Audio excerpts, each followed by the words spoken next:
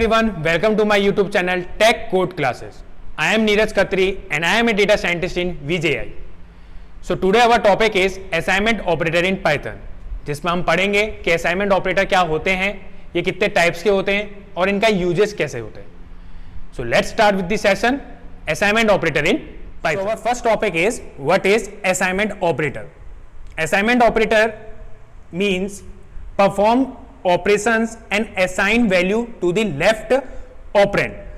Means यहाँ पे मैं कोई एक वैल्यू कंसीडर करूंगा और उस वैल्यू जो मैं कंसीडर करूंगा जिस वेरिएबल में जिस नाम से मैंने जो वेरिएबल लिया होगा उसमें हम लोग क्या करेंगे, डिफरेंट टाइप के ऑपरेशंस करेंगे.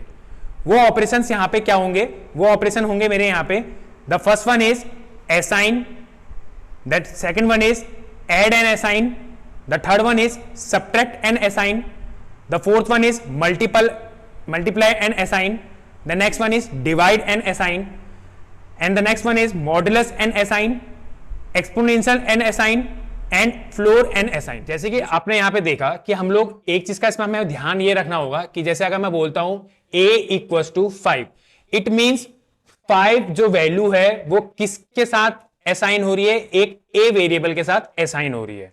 अगर मैं यहाँ पे लिख देता हूं 5 इक्वल्स टू a, तो एक चीज का कभी भी ध्यान रखिएगा, हम लोगों ने इससे पहले के सेशन में भी वेरिएबल में पढ़ा है कि हम कभी भी किसी न्यूमेरिक वैल्यू को वेरिएबल नहीं ले सकते हैं.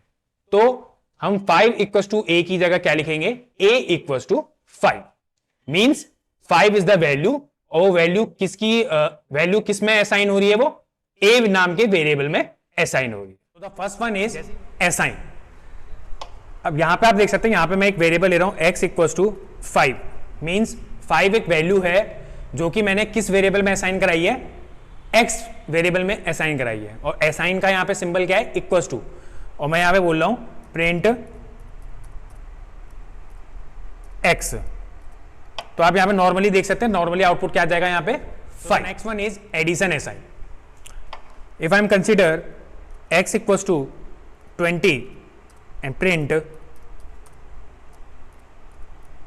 x, and then I am consider x equals to x plus 10 and print x. तो आप यहां पे देख रहे हैं, यहां पे मैंने x की एक वैल्यू, मतलब यहां पे मेरी 20 एक वैल्यू है जिसको मैंने किस वेरिएबल में असाइन कराया है, x वेरिएबल में असाइन कराया है, और मैंने यहां पे बोला है प्रिंट x. तो यहां पे इसका जो आउटपुट आएगा वो आएगा 20. बट मैंने नेक्स्ट स्टेटमेंट में बोला है x equals to x plus 10, मतलब कि x वेरिएबल जो कि मेरा x वेरिएबल में मेरी वैल्यू क्या थी, 20 थी, और मैंने बोला 20 प्लस 10 मीन्स 30. मतलब कि यहाँ पे मेरी जो, अगर मैं यहाँ पे प्रिंट x करने को जो बोल रहा हूँ वहाँ पे मेरी वैल्यू क्या हो जा रही है, 30 हो जा रही है. मीन्स पहले जो मेरी x की वैल्यू थी यहाँ पे 20, वो अब यहाँ पे आउटपुट में नेक्स्ट क्या आ जाएगी, 30 आ जाएगी. क्यों? क्योंकि मैंने यहाँ पे एडिशन असाइन का यूज किया हुआ है उसी वेरिएबल में. तो आप देख सकते हैं यहाँ पे मेरा आउटपुट क्या आ रहा है, पहले आया 20 and then is next one is 30. तो अगर मैं नेक्स्ट सेल में इसको प्रिंट x करके लिखता हूं, प्रिंट x कहां पे, नेक्स्ट सेल में, तो यहाँ पे अब वो x की जो वैल्यू है वो अब 20 की जगह 30 को कंसीडर करेगा. आप देख सकते हैं यहाँ पे मेरा आउटपुट क्या आ रहा है, 30. Next one is subtract assign. Again I am repeat a variable y equals to 20 and y equals to y minus 10 and print y. तो यहां पे मैं क्या कर रहा हूं, इसको मैंने यहाँ पे y20 एक वैल्यू जो कि इसका जो वेरिएबल है वो क्या है, y है जिसमें वो असाइन है, और मैं यहाँ पे बोल रहा हूँ y equals to y minus 10 means 20 minus 10, और मैं प्रिंट y करने को बोल रहा हूँ, तो इसका जो आउटपुट आता है वो मेरा आता है 10. बट अगर मैं इसको असाइनमेंट सब्ट्रैक्ट असाइन में लिखूँ तो इसको मैं ऐसे करके लिख सकता हूँ y equals to 20 y minus equals to 10 and print y. So the output will be same, that is 10. Next one, so the next one is multiply assign. अब यहां पे आप देख सकते हैं मैं यहां पे एक वेरिएबल ले रहा हूं x equals to 10 print x, मतलब कि यहां पे मैंने 10 एक वैल्यू ली है जिसको मैंने असाइन किसमें कराया है, एक वेरिएबल x में असाइन कराया है, और मैं यहां पे क्या बोल रहा हूं, प्रिंट x करने को बोल रहा हूं। तो यहां पे आप देख सकते हैं इसका आउटपुट क्या है, वो 10 आ रहा है।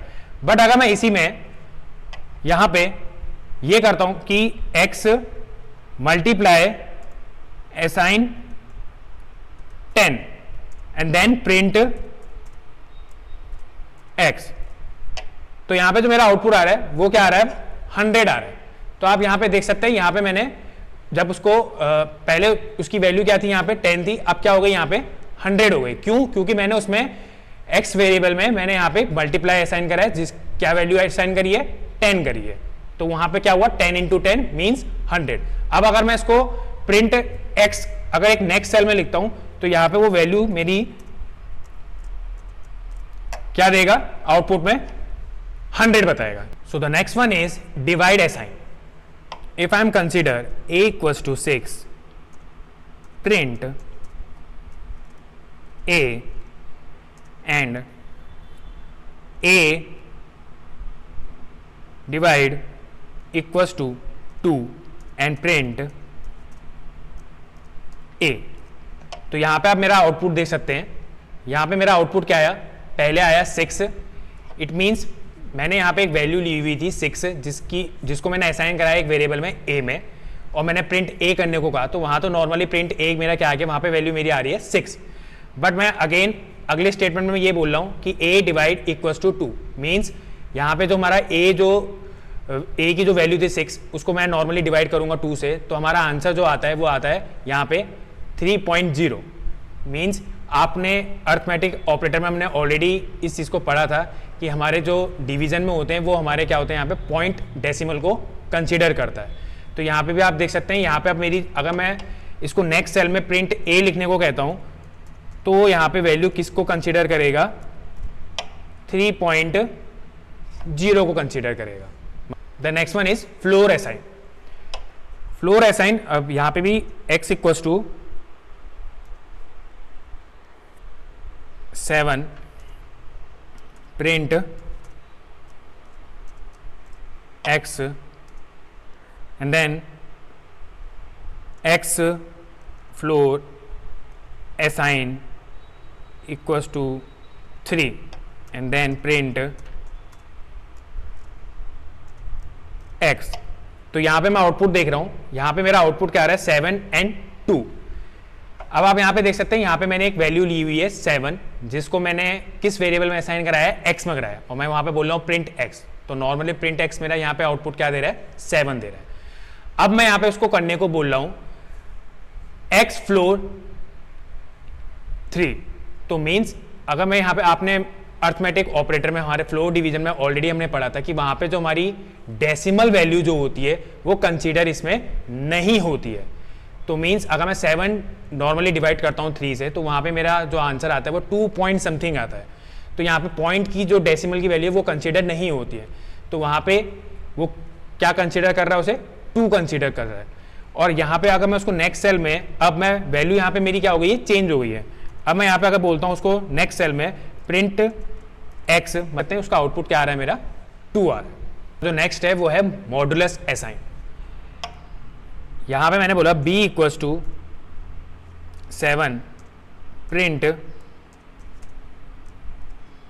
b, और अब मैं बोल रहा हूं यहां पे b modulus equals to 3 and print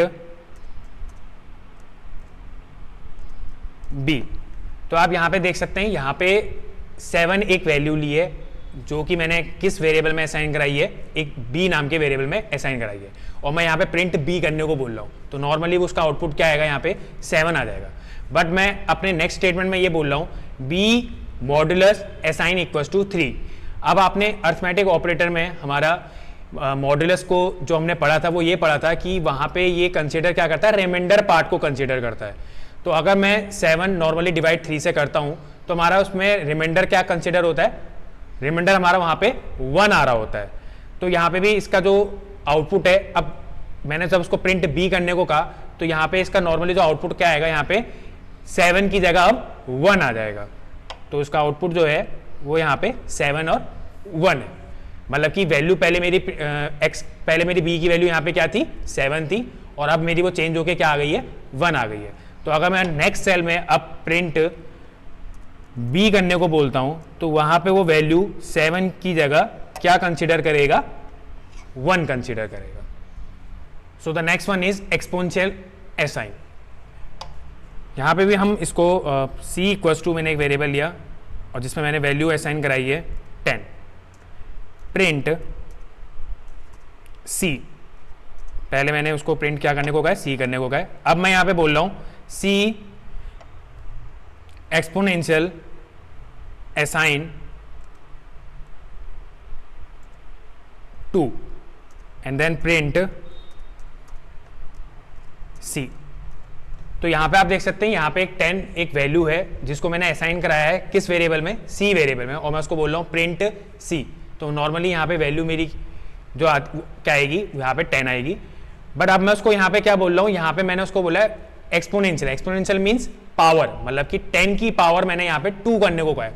तो यहाँ पे अब मेरी प्रिंट c में यहाँ पे मेरी आउटपुट क्या दिखा देगा, वो 100 दिखा देगा। मीन्स वैल्यू जो है मेरी वो 10 से चेंज होकर किस में आ गई है 100 में आ गई है। और अगर मैं उसको नेक्स्ट सेल में प्रिंट c करने को कहता हूं तो यहाँ पे आप देख सकते हैं यहाँ पे जो मेरी आउटपुट है वो यहाँ पे 10 की जगह क्या बताएगा, अब 100 बताएगा। यहाँ पे देख सकते हैं आप आउटपुट क्या आ रहा है मेरा 100, मतलब कि वैल्यू क्या हो गई मेरी यहाँ पे चेंज हो गई है। सो आज के हमने इस सेशन में पढ़ा असाइनमेंट ऑपरेटर इन पाइथन कि वो कितने टाइप्स के होते हैं और उनका यूजेस क्या क्या है। सो अगर आपको मेरा ये आज का सेशन पसंद आया हो तो प्लीज़ ज़्यादा से ज़्यादा लोगों के साथ इस वीडियो को मेरे शेयर कीजिए, लाइक कीजिए, कमेंट कीजिए और सब्सक्राइब करना ना भूलें। Thank you.